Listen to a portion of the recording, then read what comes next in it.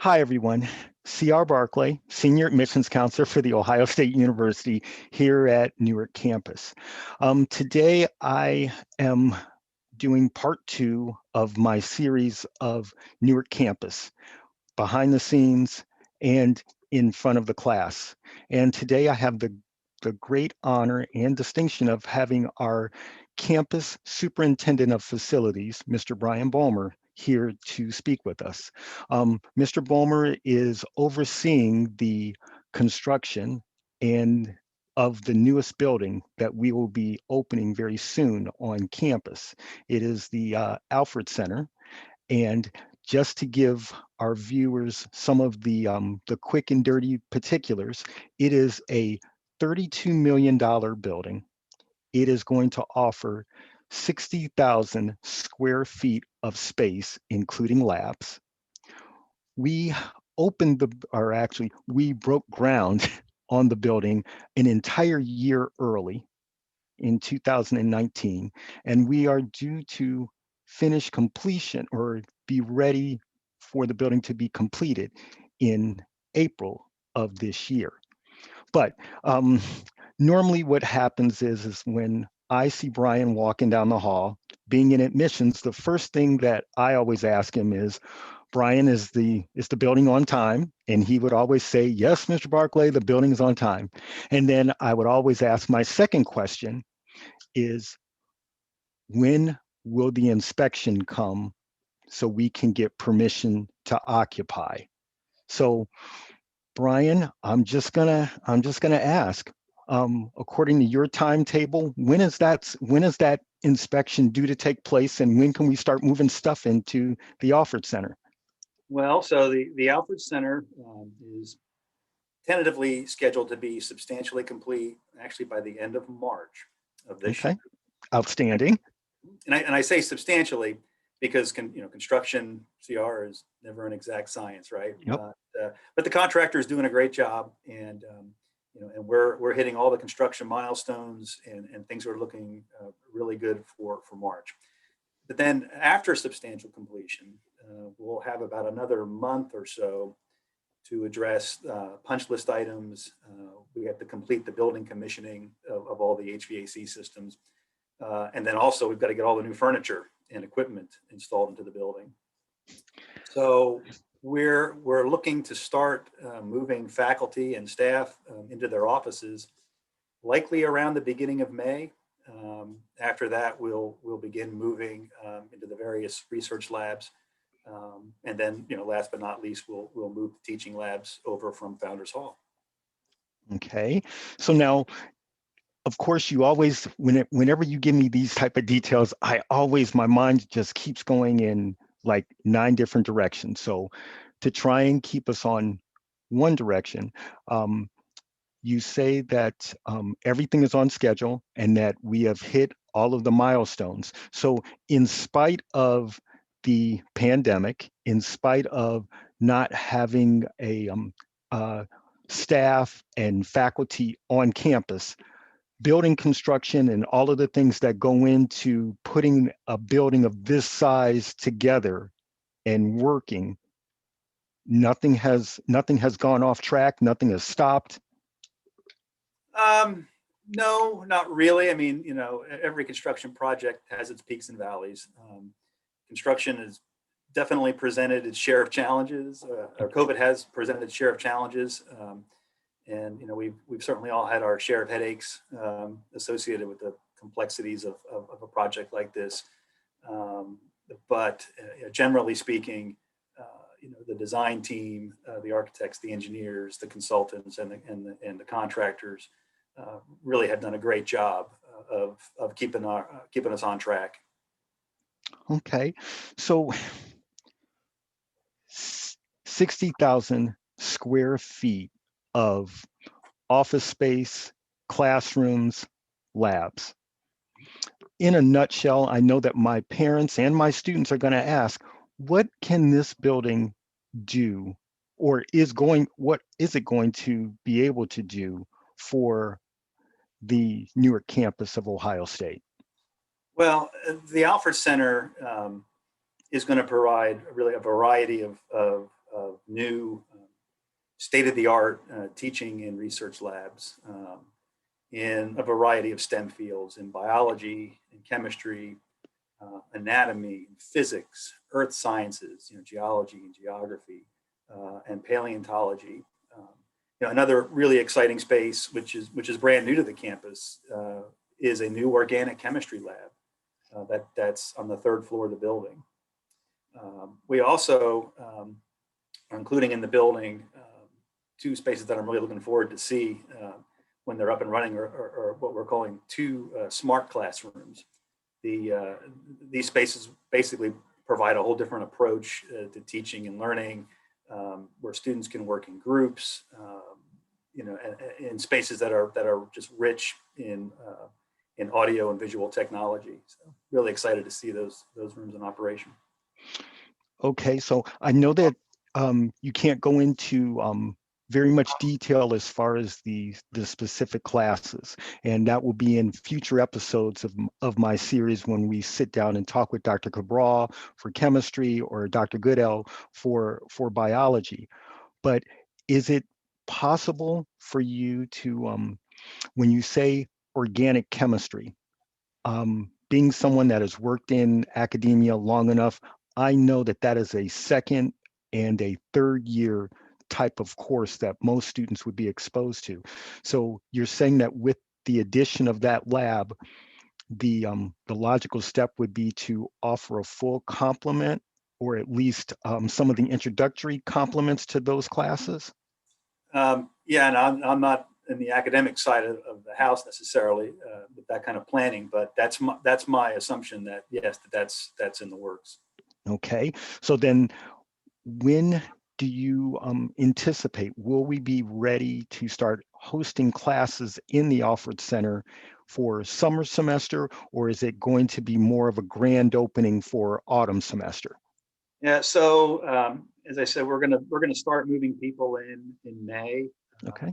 Then throughout the summer months, we'll start getting the research labs up to speed, and then all the academic labs up to speed, with the intention that that the building will be fully operational for autumn semester. Okay. So for the students that are in the pipeline right now, due to start for autumn, um, as they are starting to put together their class schedules, based off of everything and all of the benchmarks that have been hit so far, we can anticipate that the Alford Center is going to be a part of the selection as far as classes and class space for the campus. Yes, sir. Yeah, we're actually in the process of entering the Alford Center rooms into our space utilization software now. Okay, so we'll be fun, able to schedule it for fall. outstanding. So fun question. Approximately how many classrooms are going to be are going to be added to the basically to the list of possible class space? How many classrooms can we anticipate seeing? So we have two what we call general classrooms, 148 seat, 124. We have the two smart classrooms, again 148 and 124, and then there are the STEM teaching spaces. There's two general chemistry labs. There's the organic chemistry lab. There's the physics lab. There are two anatomy labs, and then there are two biology labs, one for general biology and then one for majors biology. Gosh, I've got to think now. What am I leaving out? Just real quick, going through the plans. Oh, the Earth Sciences lab will also be a new teaching lab. And then, as I said, there's almost an entire wing of the building that's dedicated to research space. Okay, now when you say research space, did you have would that have been the dean's office or the dean director's office that would allocate that space, or did they put in, or did the faculty put in request with you as far as trying to secure that space? Yeah, so that went all the way back to programming, where the executive team um, developed the program and made the decisions as to which research labs would be included in the building. And again, all of those different teaching labs that I mentioned: chemistry, physics, paleontology, anatomy, biology. All of those also have research space associated with them in the building. Okay, so now I have a fun question, and I know it's a little bit of a let's say off the grid, so to speak, but how coordinating all of this, particularly the actual moving of space, is, I'm assuming that is also under your purview.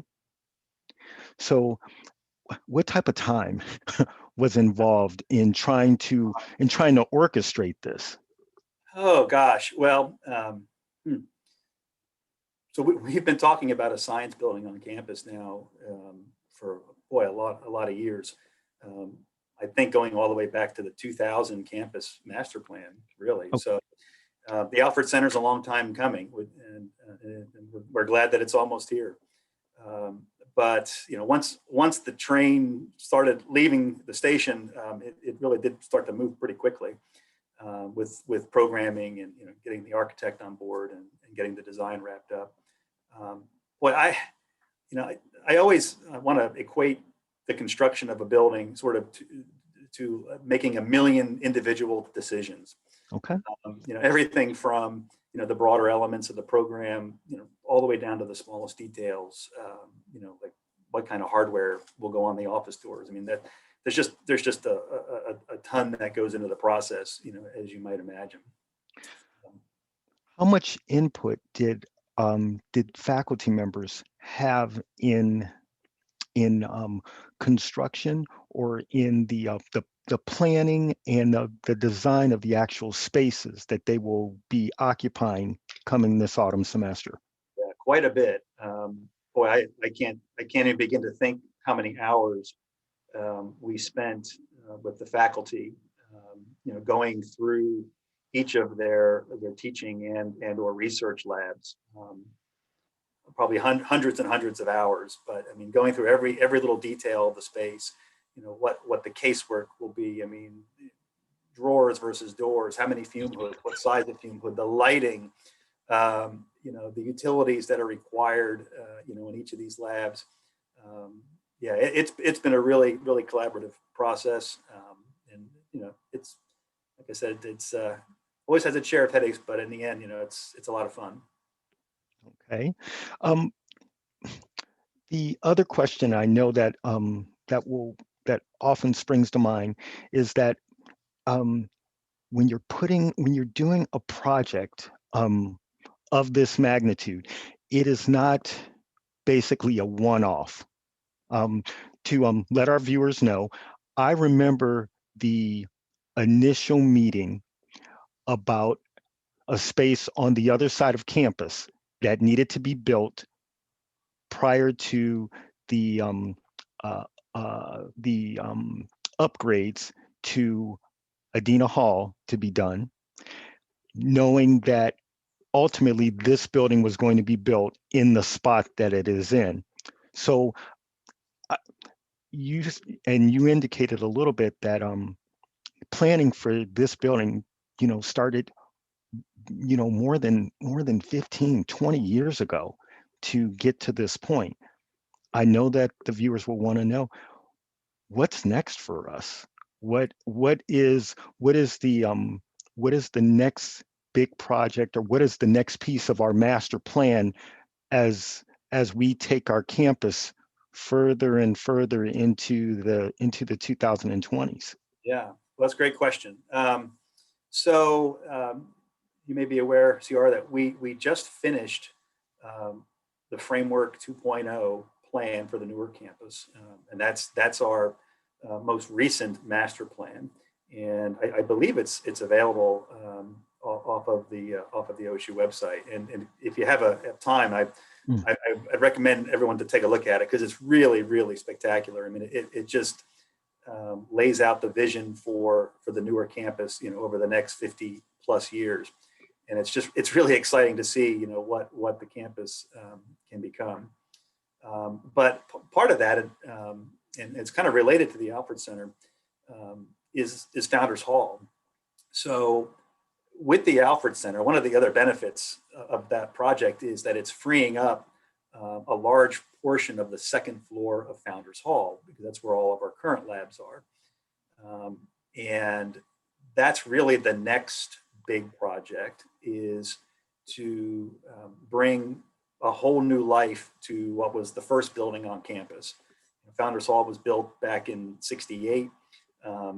And although it's seen its share of improvements here and there over the decades, it's time now for a major renovation of that building. So that is shortly coming down the pike.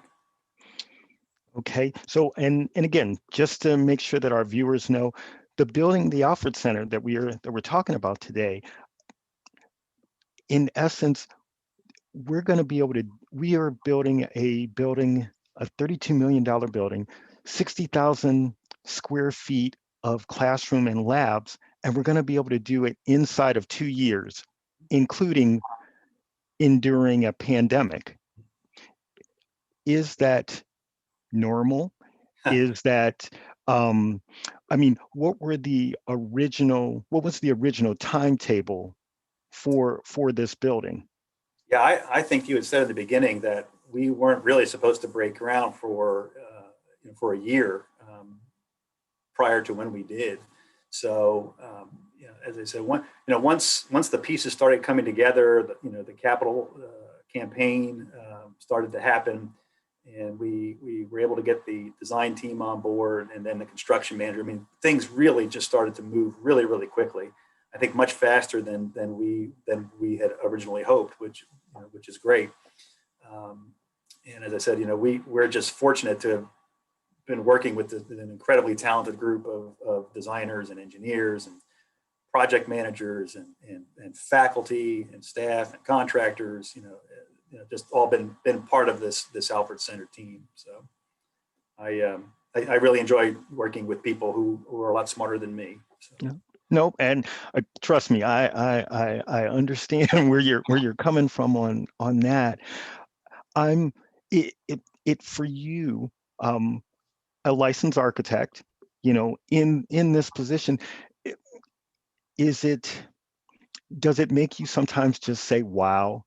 I mean, because to me, a regular residential home takes anywhere from 6 months to a year to build. Not even a fifth of the size of this building that we're about to open. It's got to be nothing short of amazing for you to, as you said, you talked about so many people that had a part in it, but still to get all of those pieces working together, and in concert towards putting up a building of this structure, and for it to be a marvel that it will be. It's got to, sometimes you got to take some personal pride and say, oh my God, wow, we did this. I don't even think about it while the process is going on. I'm not thinking about that. I guess I'm just thinking about what do we have to do the next week, the next month. And usually when I have a chance to sort of be more reflective, usually happens about at the ribbon cutting. That's when I think back, oh, that was some whirlwind process. Then it's like, well, what's next? So if our students or our families wanted to get a sneak peek at where we're at now with the Alfred Center, so close to being completed, how could they?